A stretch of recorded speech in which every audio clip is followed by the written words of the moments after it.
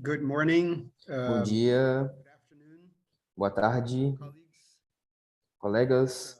My name is Norberto Meu Moretti. I'm nome é the Norberto Moretti. Eu sou representative of Brazil to o ICAO. I'd like, first of all,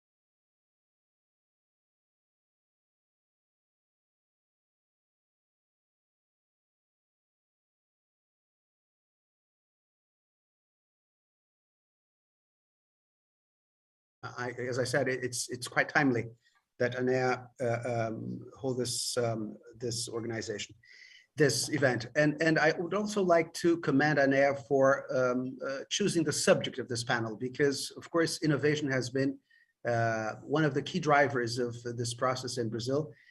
And ICAO is doing considerable work in terms of innovation.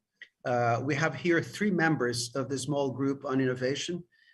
For those not very familiar with the workings of the Council, working groups are, as the name says, a reduced number of permanent representatives dedicated to one particular key subject on the agenda of the Council.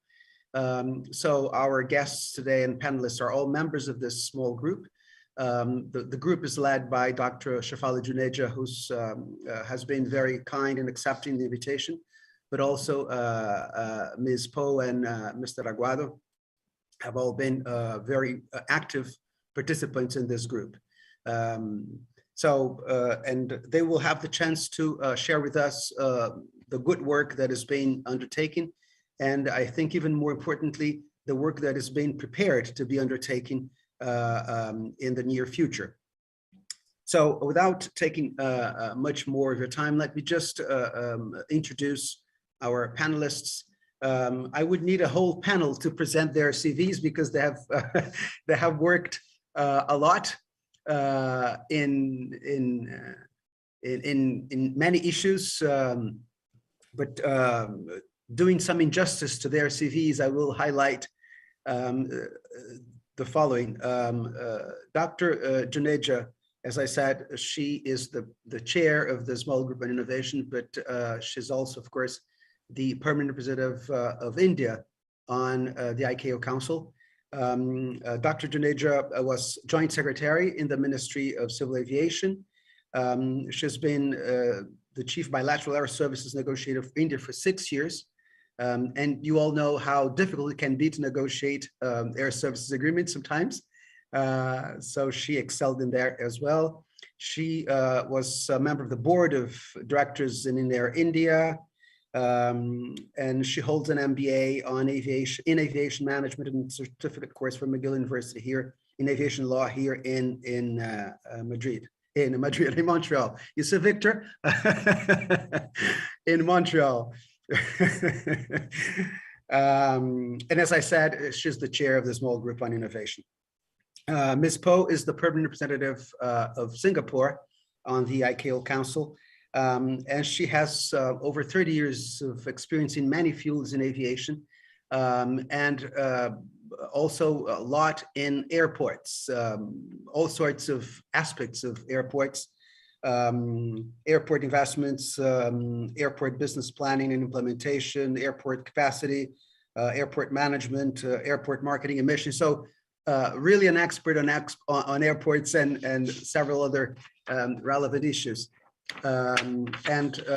She attended the Oxford Air Transport Program at Oxford University, of course, and has lectured at the Singapore Aviation Academy. And finally, Mr. Aguado has been almost everything at ICAO. He doesn't like being remembered that he's been here for a long time, but that's not a bad thing. Good, Victor, it's a good thing. So Victor is the permanent representative of Spain on the ICAO Council, and has held many positions, has chaired many committees here. He was the Director General of Aerocontrol. I don't have to present Aerocontrol to those attending this event. He was president of the Air Navigation Commission in Montreal for 4 consecutive terms, so quite an expert in technical issues as well. He holds a Master of Science Management degree from the Massachusetts Institute of Technology, MIT. So everyone, please enjoy, as I will, the knowledge, the experience of our colleagues sitting on this panel today. We will start with Dr. Shefali Juneja. And I would remind colleagues that in principle, you have 10 minutes for your presentations. Thank you very much once again. Dr. Juneja, please. Thank you, Ambassador Norberto. Obrigada. I hope I am pronouncing it right. Thank you so much for inviting me to share the work that ICAO is doing on innovation, which is really a very, very critical subject in post-COVID world. The writing is clear on the wall that the time for change is now, and as we have got us, what has got us here won't get us there.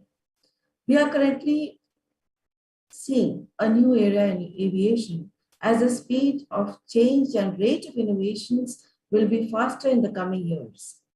Seamless flight experience, interoperability, data-powered and digitalized automated airports and airline experiences, sustainabilities, and are some of the key themes which will create what is known as the future aviation.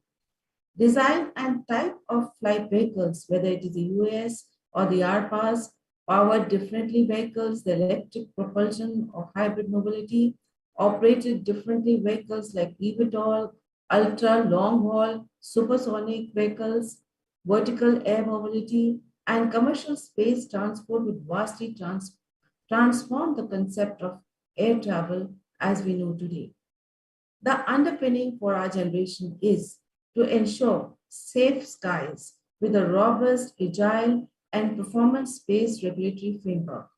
The standards and the rule must be in place for the purpose and be the technology agnostic, providing openness and flexibility for new technological innovations in aviation vehicles, as well as in safety, efficiency, and security.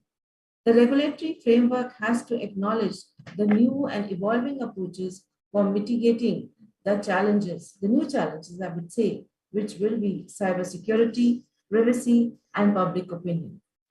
From the perspective of International Civil Aviation Organization, the indulgence in innovation is really based on Article 44 of the Convention, which states that the aims and objectives of ICAO are development of principles and techniques of international air navigation and fostering of planning and development of international air transport to meet the needs of the people. ICAO has in the past years organized multiple forums for innovation stock-taking and innovation fairs, subject-specific conferences to enable the member states to have an opportunity to not only share their experiences, but also know about the new innovations with its idea of no country left behind.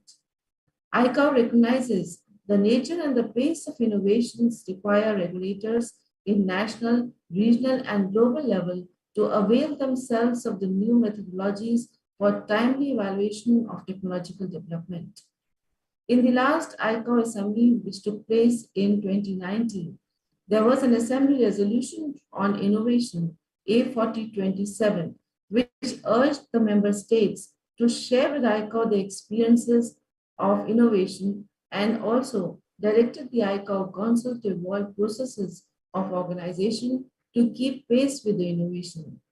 The Assembly resolution directs ICAO Council to develop high-level policies and framework for timely development of global standards for improvement of safety, efficiency, and facilitation.